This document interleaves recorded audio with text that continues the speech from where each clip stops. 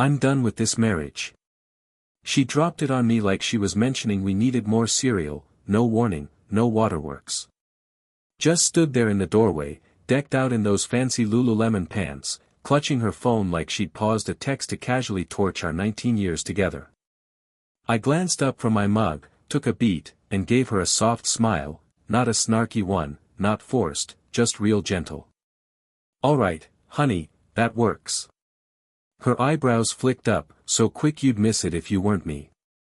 After almost 2 decades decoding her every subtle jab, that twitch hit me like a spotlight. It was her plan unraveling. She was braced for a fight, some big scene, maybe even pictured me begging her to stay. Bet she ran through it in her head the night before, perfecting her sad sighs, maybe scrolling divorce tips on her phone.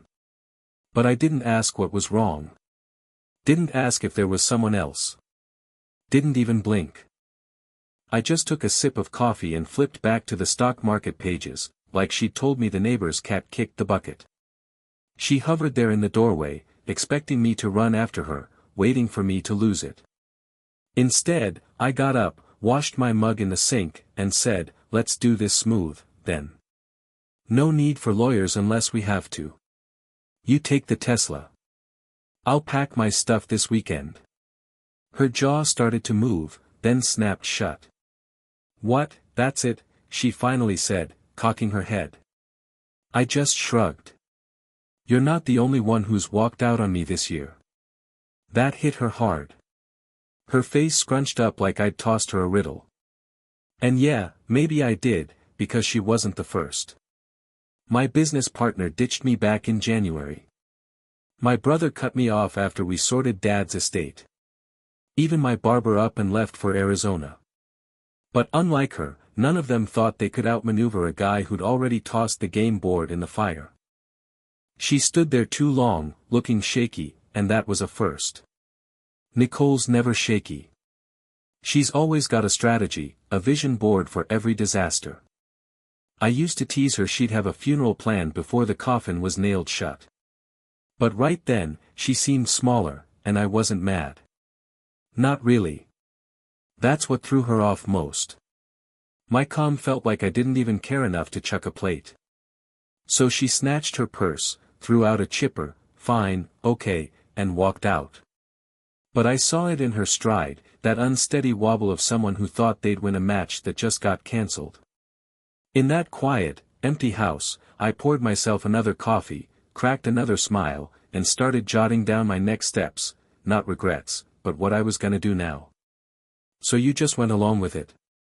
Nicole's jabbing her straw into her overpriced kale smoothie like it insulted her family. Didn't even blink, she says. He literally said, that sounds good, honey, like I was some diner server. 3 women are gathered around her at the cafe, all in their yoga chic outfits, acting like they're not thrilled. But their eyes? They're starving for it. Gossip this fresh is like a hot meal. Well, Riley says, treading lightly, maybe he's just processing it. He was out in 2 days. Packed his bags. Didn't even touch the flat screen. It's like he had a getaway plan ready to go. A pause hangs in the air. Then Lindsay, the one with the ugly divorce behind her, leans in, her eyes sparkling. Hold on, you sure you didn't see this coming at all? Nicole's eyes narrow. Things weren't that rough. But even she catches the uncertainty in her tone. She tries to mask it with a gulp of her drink, but the straw scrapes the ice, giving her away. What's next? Michelle asks, the one who's all about therapy saving the day. He hasn't called, hasn't texted, hasn't tried to fix anything. Nicole shakes her head, real slow, like she's still processing it. Not a peep from him. No long texts, no drunk voicemails, no can we just talk one more time. Didn't even ask about our cat. It's like the guy just evaporated. And the kicker? People started noticing. At first, Nicole was all confidence, strutting around like she'd finally broken free from a cage. She told her buddies it was a mutual split, said she was taking the reins of her life. She loved how it sounded, like she'd ditched some baggage and was ready to star in her own comeback story. But now, folks are giving her different looks.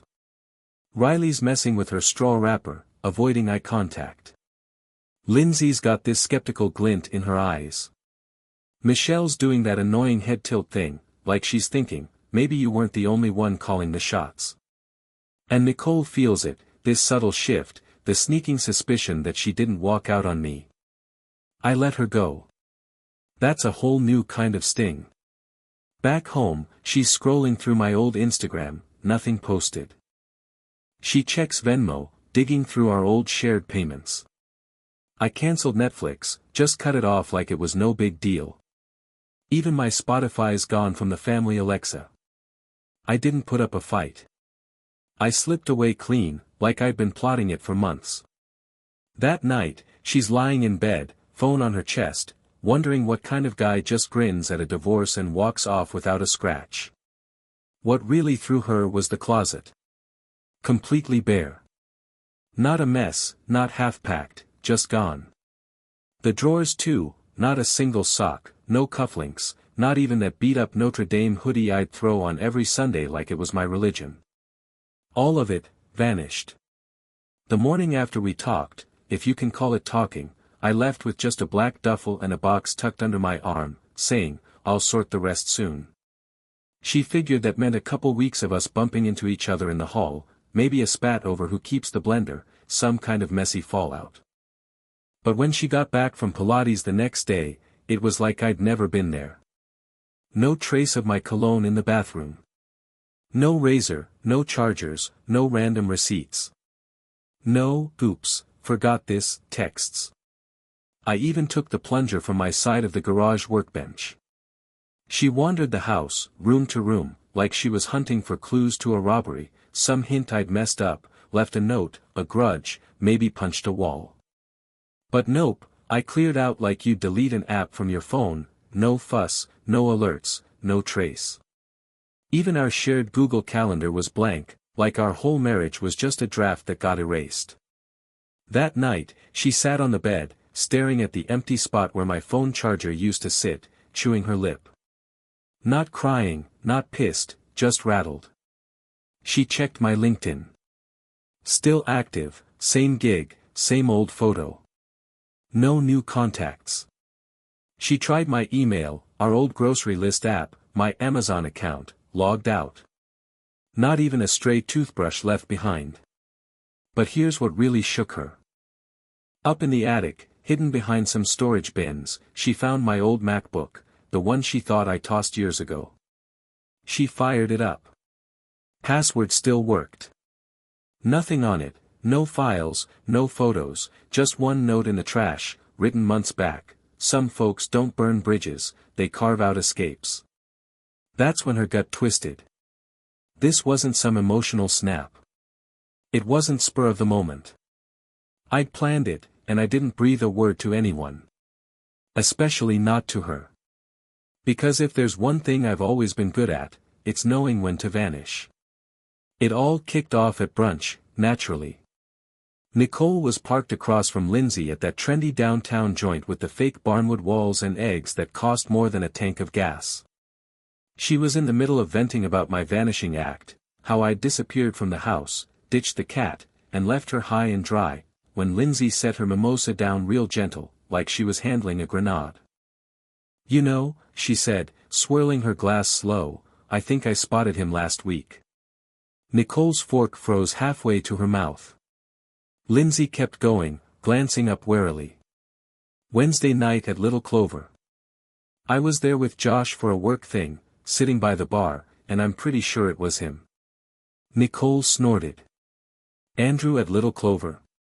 He can't stand that place, says it reeks of fancy oil and shattered egos. Lindsay gave a tight smile.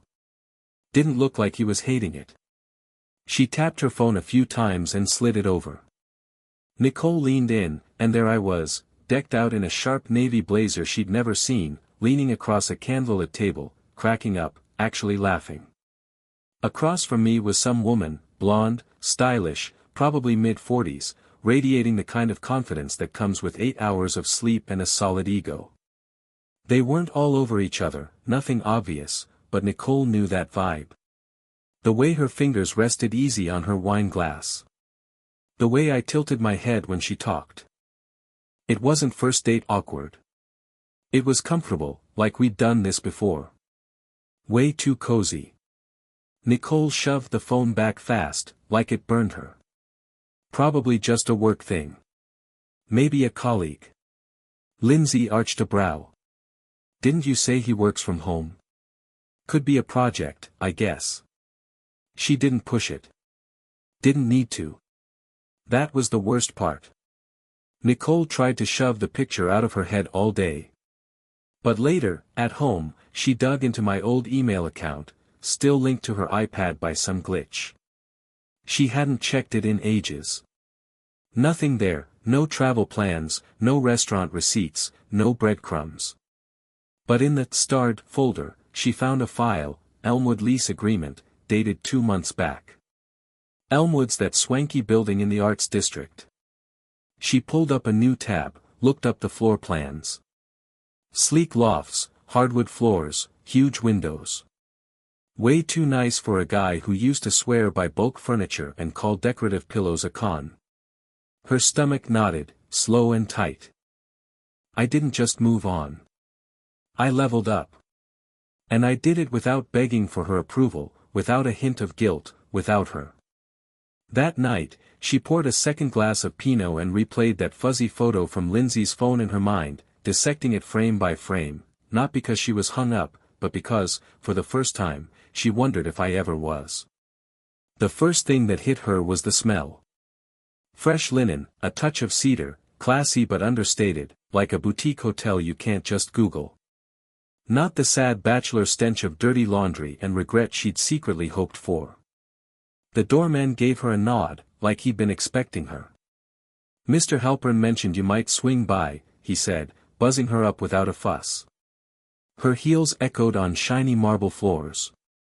The elevator was smooth, no weird odors, no tacky flyers pinned up, just quiet, polished style.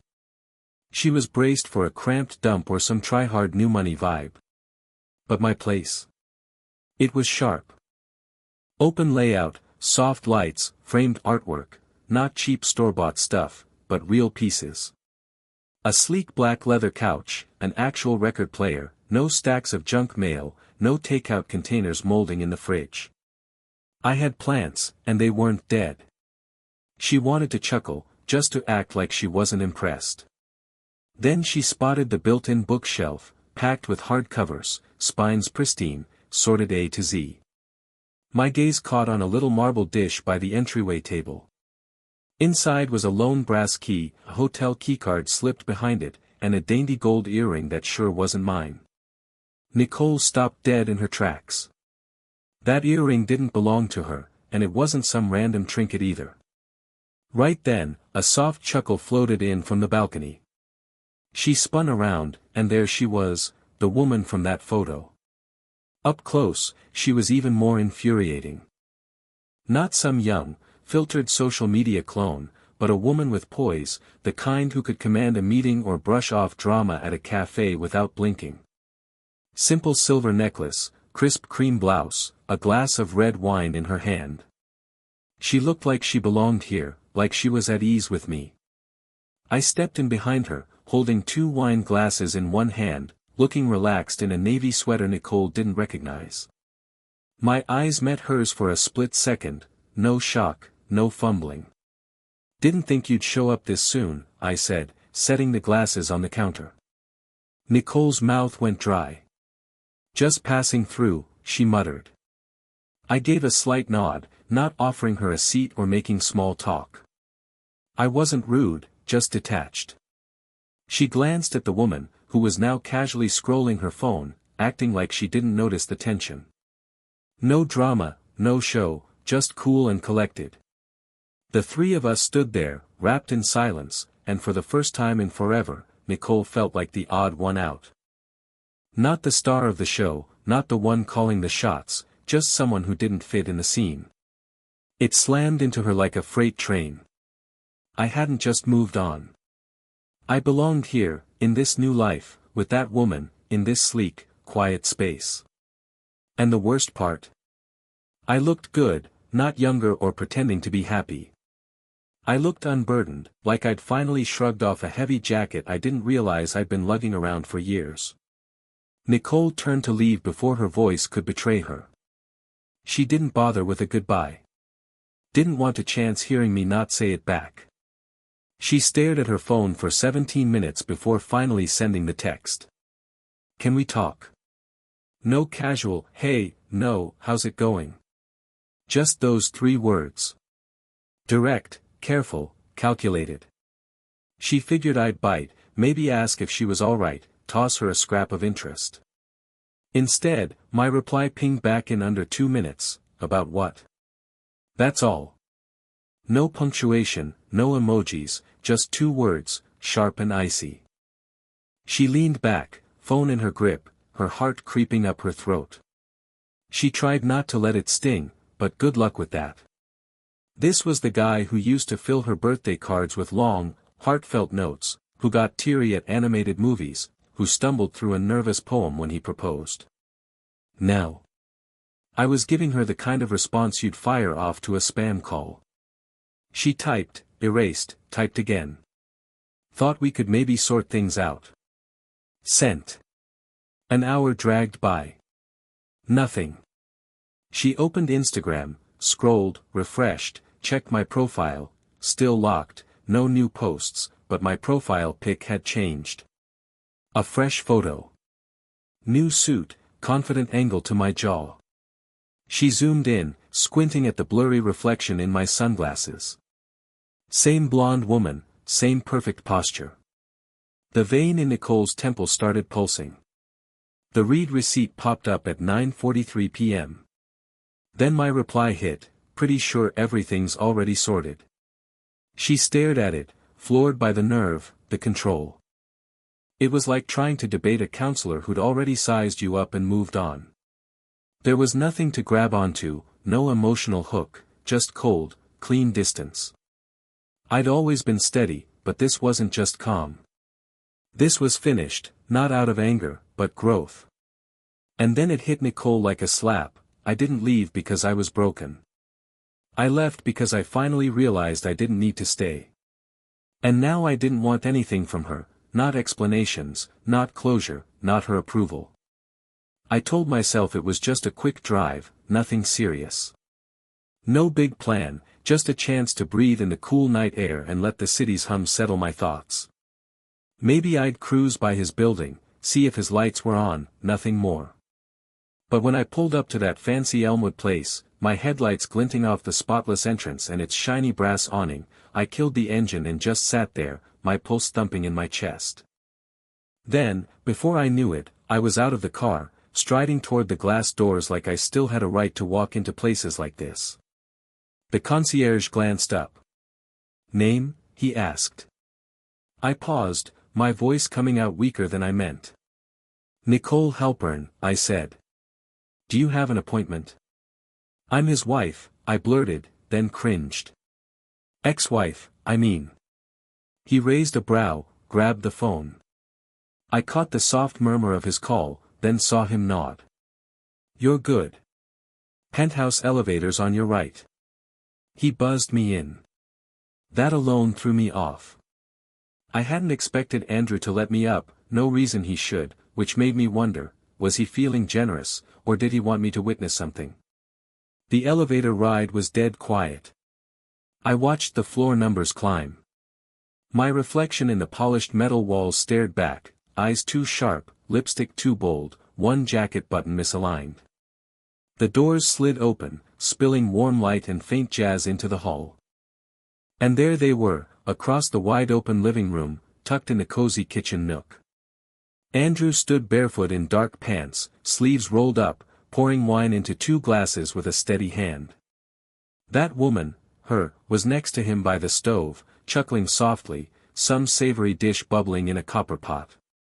Her hand grazed his shoulder, easy and familiar, like it was second nature. They didn't notice me at first. I took a step forward. Andrew's head turned, his eyes locking on mine. Calm as ever. No warmth, no shock. Didn't think you'd drop by tonight, he said, his tone light, almost like he found it funny. My lips parted, but words didn't come. I wasn't ready for this, for them to be so wrapped up in something so personal, so effortless, so untouched by my presence. I just figured we could talk, I managed, my gaze flicking to the woman, who now stood quietly, wine glass in hand, watching with the cool confidence of someone who's never had to grovel. Andrew didn't budge. We're kind of in the middle of dinner, he said. I blinked, heat creeping up my neck. The sting of it was so raw it nearly stole my breath. Dinner. With her. In this warm, perfect space that didn't even carry Andrew's old scent anymore. Could you maybe step out for a sec? I asked, grasping for any shred of control. Andrew tilted his head just a fraction. I could, but I'd rather not. That hit like a slap. The woman lifted her glass.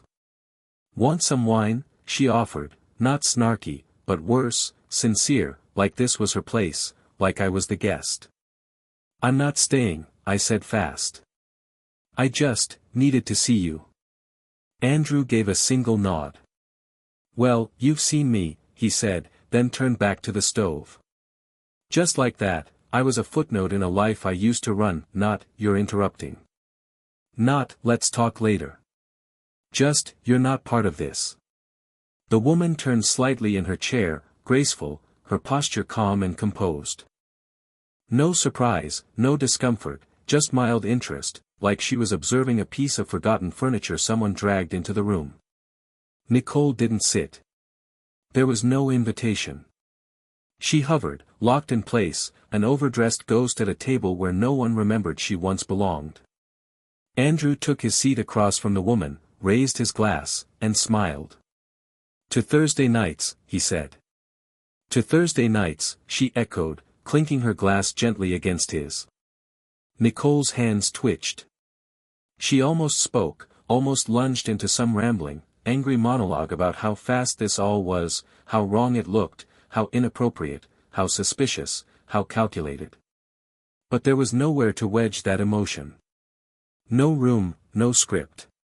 This wasn't some petty rebound or fragile game of spite.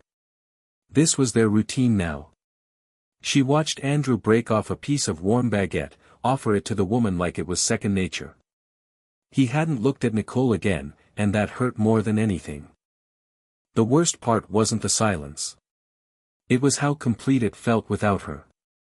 You moved on this fast. Nicole's voice cracked, sharper than she meant, slicing through the jazz and the soft clinking of silverware. Her arms were crossed, jaw clenched, that mix of fury and disbelief boiling under her skin like acid. Andrew glanced up from his plate, barely lifting his fork. You ended it fast, he said. His eyes held hers for a half-second, then, just like that, drifted back to his risotto like she'd asked him if he wanted more salt. The woman across from him tilted her head slightly, eyes flicking between them, puzzled. Her tone wasn't mocking, just honest. Sorry. Who is she?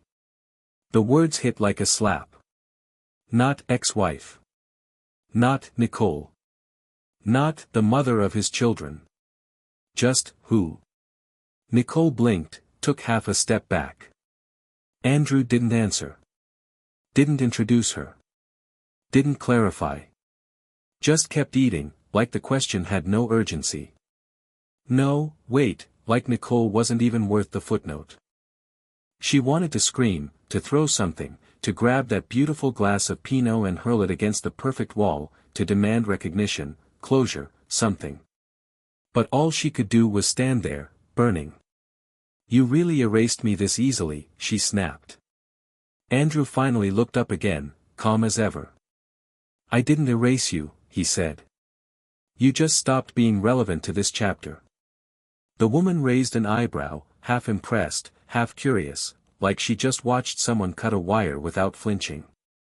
Nicole opened her mouth, but nothing came out. Andrew turned back to his guest, smiled, and said, anyway, you were telling me about that Napa deal. And just like that, the page turned, and she wasn't in the story anymore. She waited in the hallway like a schoolgirl outside the principal's office, clutching her purse with both hands like it might hold dignity instead of receipts and chapstick. He came out 10 minutes later, after walking his guest to the elevator. Didn't rush. Didn't apologize. He just leaned against the doorframe, arms crossed, watching her like a mildly inconvenient delivery. I just want to ask you one thing, she said, not quite looking him in the eye. Andrew said nothing. Just waited. Did you ever love me? It came out quieter than she intended. Less accusation, more plea, a whisper of something she hadn't admitted to herself until that second. He didn't scoff, didn't smirk. He just let the silence breathe for a few long moments, then said, I did, until you didn't. Simple, precise. No venom, no poetry. It was the kind of sentence you don't recover from, not because it's cruel, but because it's true. Nicole felt something crack in her ribs. The dining table was already set when I stepped further in. A single candle glowed softly between two linen napkins, folded with a care I'd never bothered with back home. The wine glasses gleamed, paired with real ceramic plates, heavy, elegant, nothing like the chipped old dishes we'd used forever. The background music, smooth and jazzy, felt hand-picked, not just some thrown-together playlist Andrew used to let shuffle. This wasn't a fluke. It was a whole scene, perfectly staged, and I'd wandered in after the show had already started. Andrew glanced back at me, still lingering near the doorway like a server who'd gotten too close to a VIP table. He didn't pause his pour, didn't hurry, just finished swirling the wine with a calm grace and said, Sorry, we're already a few lines into this chapter. The words cut straight through me, sharp enough to rattle my jaw. It wasn't, you're butting in, or, can we do this another time? Just a flat, this isn't your scene anymore. The woman shifted in her seat, all grace and ease, her posture relaxed but alert. No shock, no unease, just a faint curiosity, like she was eyeing some old chair someone dragged in from the curb. I didn't sit down. Nobody offered me a spot. I stood there, frozen, overdressed and out of place, like a phantom at a dinner party that forgot I used to be the host. Andrew slid into his chair across from her, lifted his wine glass, and flashed a warm grin. Here's to Thursday nights, he said.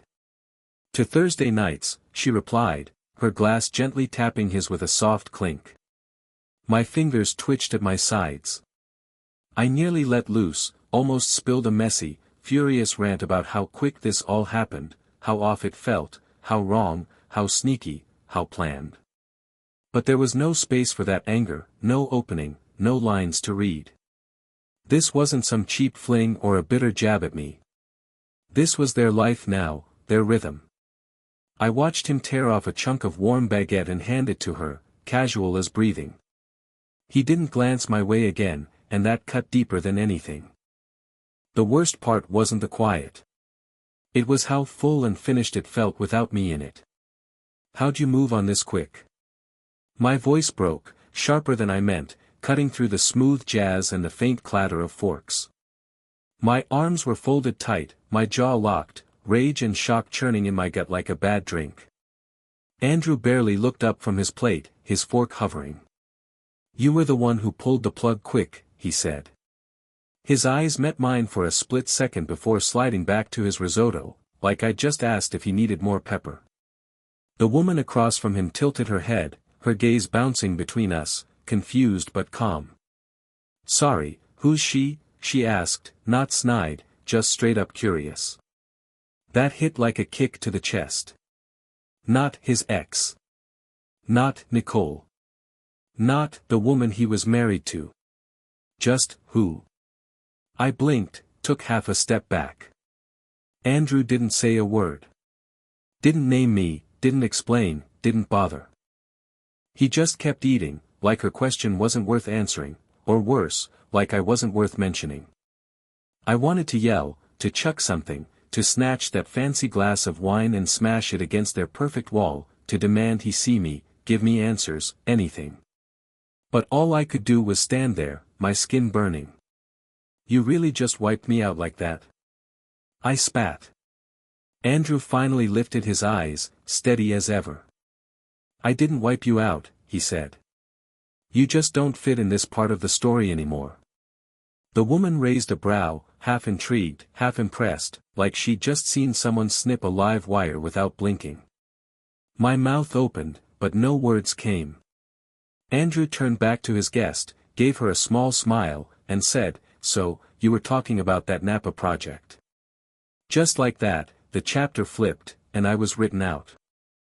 I stood in the hallway, gripping my purse with both hands like it could hold me together, feeling like a kid waiting for a scolding outside the principal's door. He came out 10 minutes later, after seeing his guest to the elevator. No hurry, no, sorry for the wait.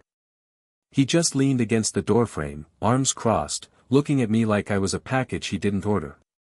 I've got one question, I said, barely meeting his eyes. He didn't respond, just stood there, waiting. Did you ever love me?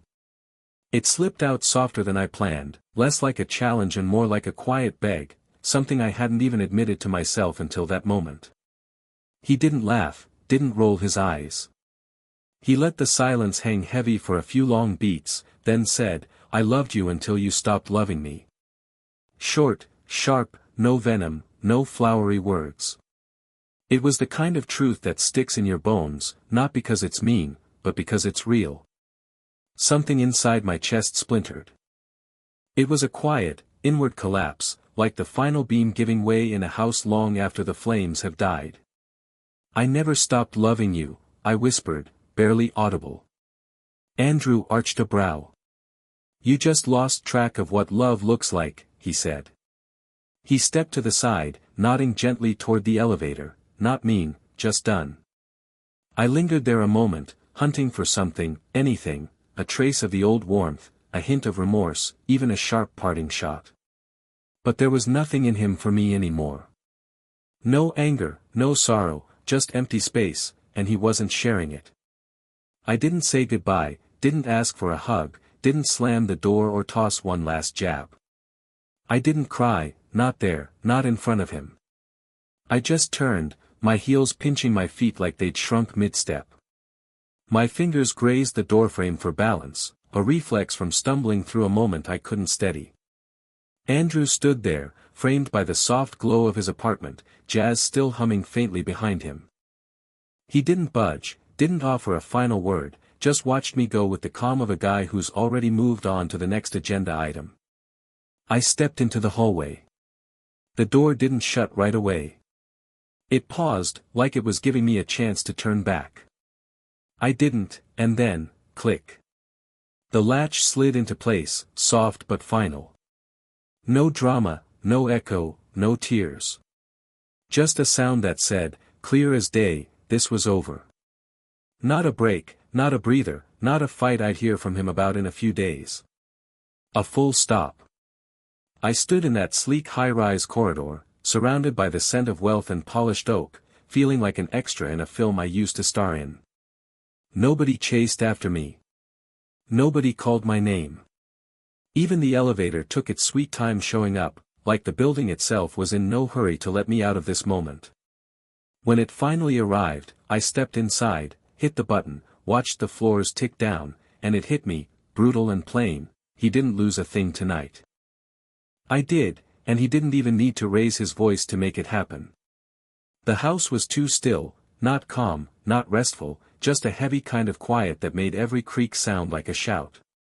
I sat at the kitchen table, the same one where Andrew used to sip his coffee with 2 sugars, skimming the stock pages while we'd chat about nothing and everything. He'd built this table himself when we first moved in, back when we'd brush hands without thinking.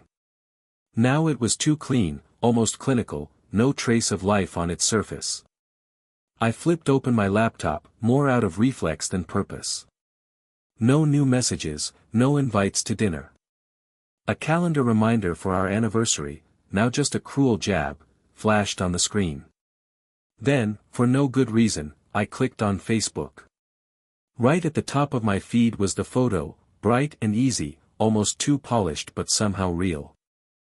There was Andrew with her, that woman, standing on a sunny terrace, wine glasses in hand, grinning like they were in a commercial for a worry-free life. No rings, no big declarations, just the quiet closeness of two people who aren't faking it. The caption was short, "Sometimes you find peace when you stop chasing." I stared at it. No names tagged, no showboating. But I knew those words were aimed at me, not to rub it in, but to draw a line. And that's when it slammed into me, heavy and undeniable. This wasn't just Andrew moving on. He was rebuilding, flourishing even, and I hadn't been part of that journey. Hadn't even been asked along. The screen glowed in the dim kitchen for another half-minute before I shut the laptop. I didn't cry, didn't throw a fit, just sat there in the stark silence I used to think I wanted, finally getting what it meant to win the battle but lose everything else.